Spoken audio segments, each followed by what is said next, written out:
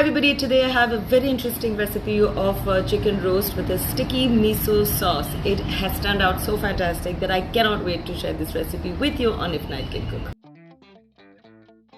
And here's the view of the general ingredients. This is a 1 kg whole chicken with skin. I washed it thoroughly inside out with salt and vinegar. And now I'm going to pat dry any extra moisture. I take 2 tablespoons of neutral oil and pour it onto the chicken. Just make sure the chicken is coated very well on both sides and inside the cavity. 3 cloves of well-oiled garlic along with 2 birds actually going into the cavity. I've tied the legs of the chicken with baker's twine, placed it on a V-rack, and I put that on top of a baking tray. I'm going to put this into a preheated oven at 220 degrees centigrade for 20 minutes. And now I shall put together a sauce to baste the chicken after 20 minutes. To do 3 tablespoons of vegetable oil, 2 tablespoons of miso paste, half a teaspoon each of red chili flakes, black pepper powder and pink salt, and a teaspoon each of chopped ginger and garlic, 2 tablespoons of rice vinegar, a tablespoon of mirin, which is optional, a tablespoon of liquid seasoning. If you don't have that, you can use some soy sauce, a teaspoon or so of sesame oil, 2 tablespoons of sweet soy sauce, also known as ketchup mayonnaise. Mix this well. And to this I'm going to add a tablespoon of brown sugar. 22 minutes have actually gone by and I'm going to remove this. It's already nice and light crisp gold. I'm going to add this sauce. Make sure that you baste this all over and also inside the cavity. I put the chicken on a V-rack because I wanted the heat to go all around the chicken, but I think I'm good for now.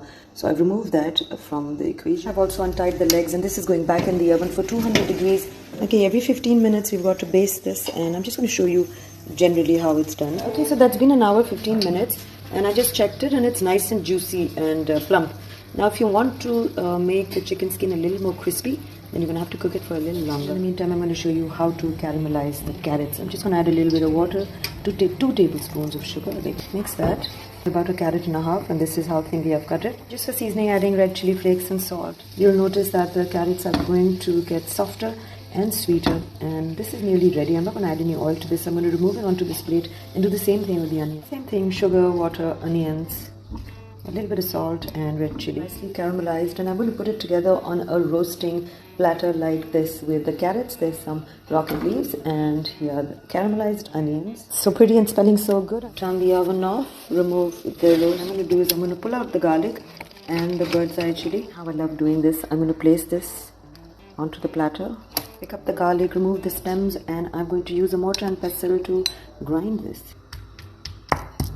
Pour in the remaining of the basting sauce, and the juices of the roast go in there too.